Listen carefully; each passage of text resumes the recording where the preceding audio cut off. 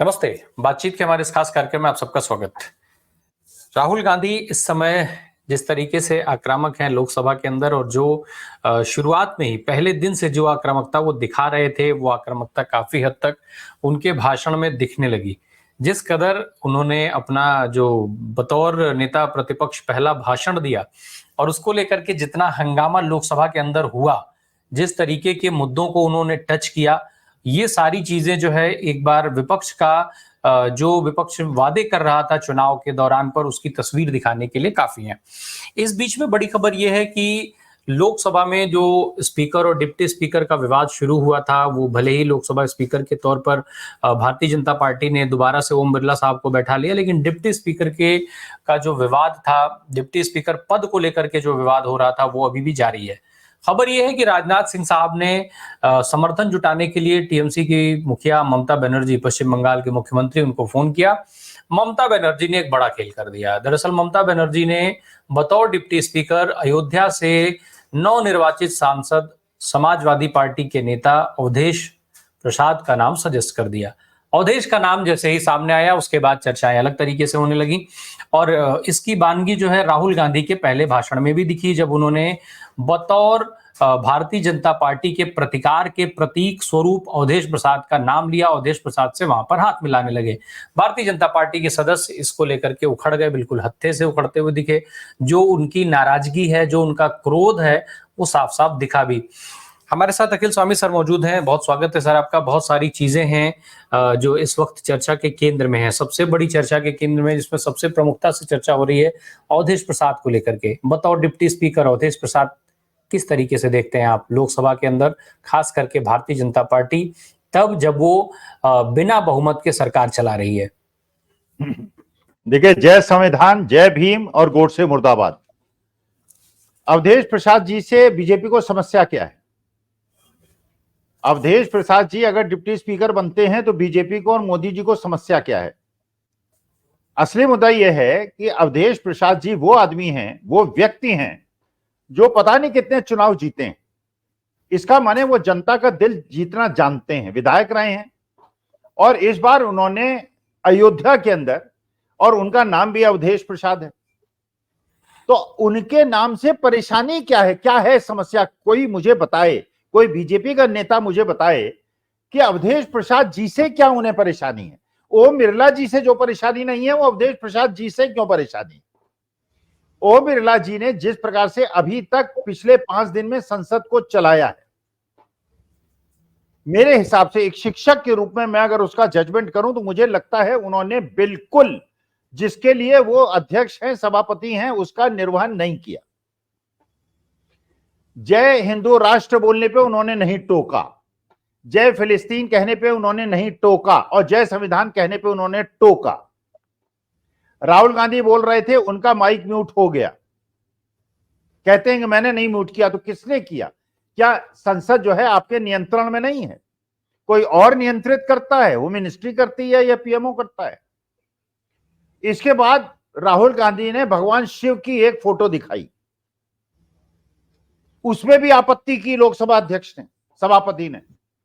अरे ये बताइए कि आप हर हर महादेव, हम लोग, मैं तो काशी का पढ़ा हुआ हूं, हम लोग तो हमारा उद्बोधन जो है हर हर महादेव से होता है। क्या भारतीय जनता पार्टी को हर हर महादेव सुनने की आदत खत्म हो गई है? हर हर मोदी सुनने की आदत शुरू हो गई है? तो मुझे ऐसा लगता है कि अवधेश प्रसाद जी हर प्रकार से, और जैसे मैं पहले भी आपके प्रोग्राम में मैंने कहा है, मुझे खड़गे साहब में भीमराव अंबेडकर साहब दिखाई पड़ते हैं, वैसे अवधेश प्रसाद जी में मुझे बाबा साहब भीमराव अंबेडकर दिखाई पड़ते हैं। ये लोग संघर्ष से आगे बढ़े हैं, ये तपे तपाए नेता हैं। इन्होंने मिट्टी की सुगंध को किया है और मिट्टी में खेले हुए लोग हैं खड़गे साहब और अवधेश प्रसाद। ये देश का सौभाग्य होगा कि अगर राजनाथ सिंह मोदी जी तक ये बात पहुंचा दें और अमित शाह तक ये बात पहुंचा दें कि अवधेश प्रसाद जी को, अगर देश के अंदर आप चाहते हैं कि प्यार मोहब्बत का वातावरण बने, तो अयोध्या, भगवान श्री राम की नगरी अयोध्या के सांसद अवधेश प्रसाद को डिप्टी स्पीकर बनाया जाए, सम्मान के साथ बनाया जाए और उनके नाम पे कोई आपत्ति न की जाए। लेकिन सर, जब सत्ता जो है वो अपने सहयोगी दलों को डिप्टी स्पीकर के का पद जो है वो देना चाहती है। ऐसे में क्या लगता है कि ममता बनर्जी के सजेशन पर भारतीय जनता पार्टी विचार भी करेगी? करना चाहिए, करेगी कि नहीं करेगी मुझे नहीं पता। देखिए, मोदी जी का और अमित शाह जी का जो कार्य प्रणाली है उसके बारे में वो क्या करेंगे ये मैं अनुमान नहीं लगा सकता, ये कोई भी नहीं लगा सकता, ये तो वो खुद भी नहीं लगा सकते। मैं तो ये मान रहा हूं कि देश के लोकतंत्र के लिए स्वस्थ परंपरा क्या है। स्वस्थ परंपरा ये है कि भाई जब भारतीय जनता पार्टी का सभापति बन गया और एनडीए की गवर्नमेंट है तो उसमें टीडीपी के और जनता दल यूनाइटेड वाले तो शामिल हो ही गए। आपको चाहिए एक ऐसा व्यक्ति डिप्टी स्पीकर के पद पे जो सही में विपक्षी हो। चंद्रबाबू नायडू के और जेडीयू के लोग विपक्षी कहां हैं, वो तो सत्ता पक्ष में बैठे हुए हैं, वो तो ट्रेजरी बेंचेस के रिप्रेजेंटेटिव हैं। तो अपोजिशन के रिप्रेजेंटेटिव, अच्छा अवधेश प्रसाद जैसा व्यक्ति जो अयोध्या से जीत के आया है, जिस समाज से वो आता है उस समाज को भी एक सम्मान मिलेगा। वो उत्तर प्रदेश के अंदर आप जानते हैं जाटव समाज के बाद पासी समाज की बहुत बड़ी जनसंख्या है, उनको एक मैसेज मिलेगा कि देश का लोकतंत्र भारतवर्ष उस समाज को जिसको बहुत वर्षों तक उपेक्षित किया है आज उसको सम्मान देने के लिए तैयार है। आज हमारा गर्व से सीना चौड़ा हो जाता है जब हम याद करते हैं कि हमारे संविधान को बाबा साहब भीमराव अम्बेडकर ने बनाया, हमारे देश के राष्ट्रपति जो हैं वो द्रौपदी मुर्मू जी हैं। हमें गौरव होता है, हमें गर्व होता है। तो हमें और गर्व होगा, देश को गर्व होगा कि अवधेश प्रसाद जी डिप्टी स्पीकर बन गए। तो इसमें परेशानी कि अवधेश प्रसाद जी के नाम से कोई एक चीज बता दे, परेशानी क्या है, फिर उस पर डिस्कशन कर लेते हैं। लेकिन सर डिप्टी स्पीकर का पद कांग्रेस पार्टी भी अपने पास रखना चाहती थी, तो क्या कांग्रेस पार्टी अवधेश प्रसाद के लिए तैयार होगी? उनके नाम का समर्थन जो है कांग्रेस पार्टी करेगी? क्योंकि भाई स्पीकर के बाद वो एक महत्वपूर्ण पद है। ऐसे में क्या कांग्रेस पार्टी जो 99 सीटों के साथ आई है, सबसे बड़ी पार्टी है इंडिया गठबंधन की, तो क्या डिप्टी स्पीकर का पद कांग्रेस अपने लिए नहीं चाहेगी? देखिए, कांग्रेस क्या चाहेगी मुझे नहीं पता, कांग्रेस क्या चाहेगी। मैं तो अगर मैं कांग्रेस की जगह होता तो मैं क्या करता। देखिए, पहले भी मैंने ये प्रश्न उठाया था, अगर चंद्रबाबू नायडू का या नीतीश कुमार का व्यक्ति सभापति बन गया होता तो बीजेपी को कोई समस्या नहीं होनी चाहिए थी। भाई जब आपका गठबंधन है और आप गठबंधन धर्म का पालन कर रहे हैं तो चाहे वो बीजेपी का हो, चाहे जेडीयू का हो, चाहे टीडीपी का हो, how does it make a difference. उसी प्रकार से जब इंडिया गठबंधन मिलजुल के चल रहा है और उत्तर प्रदेश के अंदर सफलता प्राप्त की है और विधानसभा के 10 उपचुनावों में भी बीजेपी, ये कांग्रेस और समाजवादी पार्टी मिलकर चुनाव लड़ रहे हैं, जब कोई आपसी सामंजस्य का प्रश्न नहीं है और केवल प्रश्न यह है कि एक समाज को मैसेजिंग हो, तो अगर मैं कांग्रेस का या राहुल गांधी का एडवाइजर होता तो कहते बिल्कुल सही चुनाव है, अवधेश प्रसाद जी को बनाना इस समय उपसभापति कांग्रेस के लिए, इंडिया अलायंस के लिए, सामाजिक उसके लिए और बाबा साहब भीमराव अंबेडकर को एक सच्ची श्रद्धांजलि और संविधान के प्रति। अब भाई आपने के सुरेश साहब को सभापति के लिए पद किया था, वो बिल्कुल सही निर्णय था। वो भी कर्नाटका के 8 बार के सांसद थे, वो भी दलित समुदाय से आते थे, वो भी दक्षिण से आते थे। वो दूसरी बात है कि वो नहीं जीत पाए क्योंकि संख्या बल आपके पास नहीं था, लेकिन जब राजनाथ सिंह कंप्रोमाइज करने के मूड में हैं तो उस समय अगर अवधेश प्रसाद जी को कांग्रेस समर्थन देती है तो मेरे ख्याल से कांग्रेस के लिए भी और सारे विपक्षी दलों के लिए और इंडिया अलायंस के लिए एक बेहतर स्थिति होगी। जी जी, निश्चित तौर पे। और कांग्रेस को ऐसे में समर्थन देना भी चाहिए क्योंकि जो एक प्रतीक की बात हो रही थी, या फिर उत्तर प्रदेश के लिहाज से अगर हम देखें, और पहले ही समाजवादी पार्टी ने बिल्कुल क्लियर ये अनाउंस किया कि भाई 2027 का चुनाव हम इंडिया गठबंधन के साथ ही लड़ेंगे। तो ऐसे में ये फैसला कहीं ना कहीं महत्वपूर्ण है और असरकारक भी हो सकता है। इसका एक अलग इम्पैक्ट पड़ सकता है उत्तर प्रदेश की सियासत पर खास करके, और मैसेजिंग उसका पूरे देश में हो सकती है। ये बात निश्चित तौर पे इस बात में जो है। अब सर उपचुनाव को लेकर के थोड़ी बात करें। दरअसल जो तमाम सीटें जो खाली हुई हैं उत्तर प्रदेश के अंदर 10 सीटें, उन 10 सीटों पर चुनाव की तैयारियां शुरू हो चुकी हैं। भारतीय जनता पार्टी ने अपने कई मंत्रियों को जो है वो प्रभार वहां का सौंप दिया है वहां पर चुनाव की तैयारियों में। लेकिन इंडिया गठबंधन की तरफ से फिलहाल इस तरीके की पहल नहीं देखी जा रही है। तो क्या इंडिया गठबंधन अपनी जीत से कहीं ऐसा तो नहीं कि अति उत्साहित हो गया हो और अब उपचुनाव की तैयारी शायद इसी चलते वो पीछे छूट रही हो कहीं, और ये उपचुनाव का नेग्लिजेंस जो है वो भारी पड़ जाए? देखिए, जो मैक्रो मैसेजिंग होती है वो ज्यादा इंपॉर्टेंट होती है। अगर अवधेश प्रसाद जी को कांग्रेस भी समर्थन देती है, आप ये समझिए एक बहुत बड़े समाज को मैसेज जा रहा है। इसलिए नहीं जीते हैं इंडिया अलायंस वाले उत्तर प्रदेश में ज्यादा कि इन्होंने मेहनत बहुत ज्यादा की है, गलतफहमी इनको पालनी भी नहीं चाहिए। असली मुद्दे जो गए हैं, जो जनता तक गए हैं, वो गए हैं बेरोजगारी के, वो गए हैं महंगाई के, और आज के तारीख में अग्निवीर के। एक और बहुत बड़ा मुद्दा आज के तारीख में जनता के सामने है, वो है नीट के और सारी परीक्षाओं के पेपर लीक होने के। इसके साथ अगर एक मैक्रो मैसेज दे दिया जाए कि हम पासी समाज के एक ऐसे नेता को, जिसने अयोध्या के अंदर जो किसी ने सोचा नहीं था संभव होगा, संभव करके दिखा दिया, अगर हम उसको अपना साझा उम्मीदवार बनाते हैं तो वो एक 7-8% का वोट बैंक जो पूरी तरह से बीजेपी के साथ था, अगर पूरी तरह से इंडिया अलायंस के साथ आता है, और आना चाहिए। मानी बात है कि जब उस समाज को इतना सम्मानित स्थान मिलेगा, और गुड सेंस शुड प्रिवेल, और बीजेपी को भी अवधेश प्रसाद जी का विरोध नहीं करना चाहिए, वरना पासी समाज के जो क्रोध है और दलित समाज का और पीडीए समाज का क्रोध है उसको झेलना पड़ेगा। तो मेरे ख्याल से इस समय इंपॉर्टेंट मैसेजिंग ये है जो राहुल गांधी कर रहे हैं पार्लियामेंट के अंदर, जो जन जन तक जा रही है कि हम बच्चों के भविष्य के बारे में चिंतित हैं और BJP is not serious about it. और दूसरा, हम पीडीए की राजनीति को आगे बढ़ा रहे हैं। तो अगर आपको संविधान को बचाना है, लोकतंत्र को बचाना है, तो आपको ये जो माइक्रो मैनेजमेंट होता है इसके बजाय जो मैक्रो इश्यूज हैं उस पर ध्यान रखना पड़ेगा। देश को बेरोजगारी से हटाने की जरूरत है, महंगाई को कम करने की जरूरत है, अग्निवीर को हटाने की जरूरत है, और समाज को एकजुट कर कर हिंदू मुसलमान पूरे धर्म और जातियों के बीच में समन्वयन और सबको समुचित सम्मान देने की आवश्यकता है। लेकिन सर, चर्चा, आपने राहुल गांधी का जिक्र किया, नीट का जिक्र किया, चर्चा की मांग बार बार हो रही है, संयुक्त चर्चा की बात हो रही है। विपक्ष के साथ साथ सरकार के लिए भी एक बड़ा मौका है कि वो लोगों के प्रति अपना विश्वास जो है जता पाए। कम से कम अगर चर्चा होगी, एक सकारात्मक संदेश जाएगा, तो युवाओं के साथ साथ उनके घरों में भी ये मैसेजिंग होगी कि भाई सरकार हो या विपक्ष, इस मामले में सारे हमारे साथ खड़े हैं। उसके बावजूद भी सरकार आखिर चर्चा कराने से क्यों बच रही है? अरे, जो बाकी बच्चों का सुप्रीम कोर्ट के निर्णय के अनुसार री एग्जामिनेशन हुआ था उसका भी रिजल्ट आउट कर दिया इन्होंने।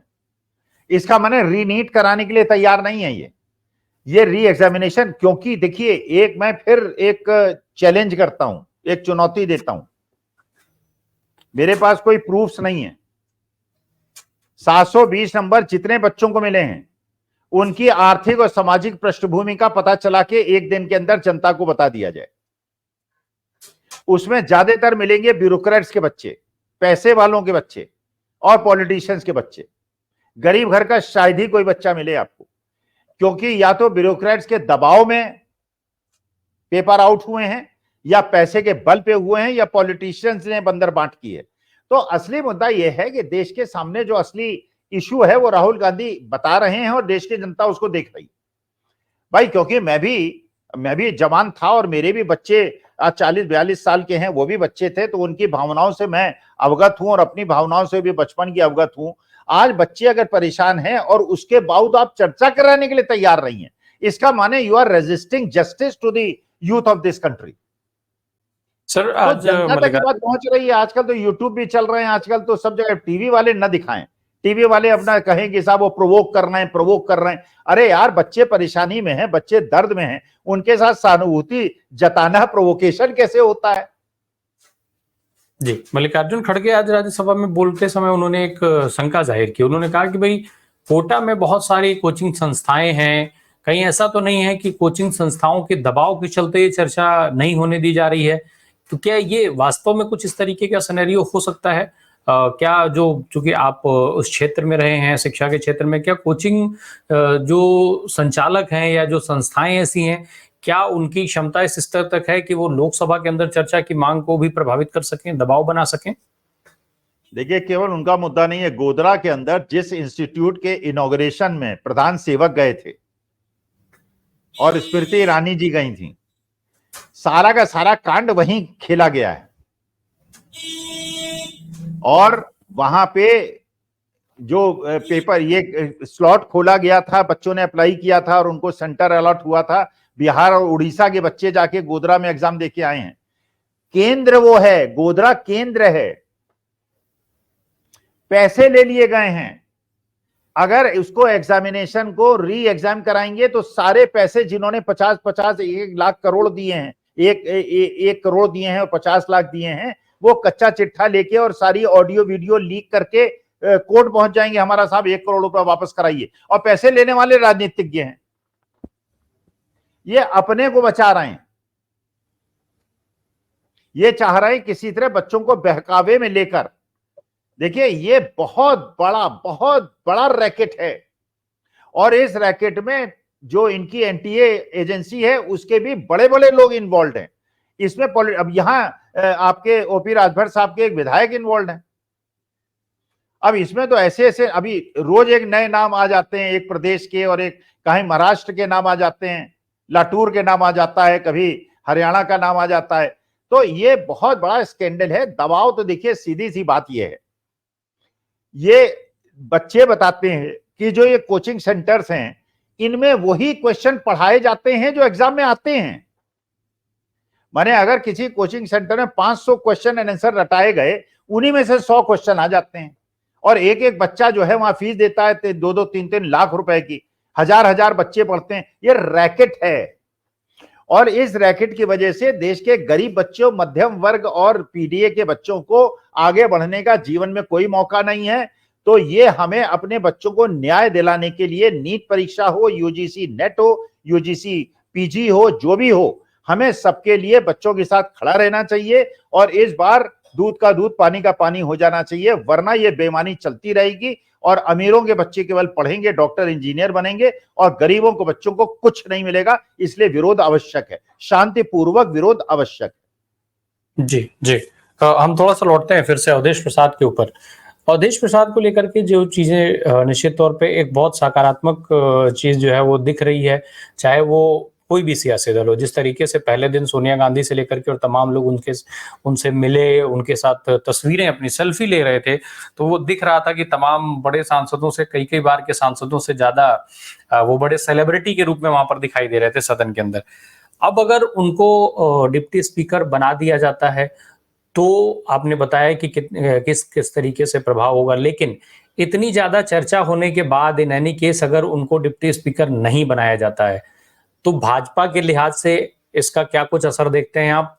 दूसरा, अगर उनको डिप्टी स्पीकर बनाने की बात कहीं से आगे बढ़ती है, भाजपा की तरफ से भी आगे बढ़ाई जाती है, लेकिन कांग्रेस अगर डिप्टी स्पीकर का पद अपने पास रखना चाहती है तो क्या कुछ असर देखते हैं आप इन दोनों परिस्थितियों में?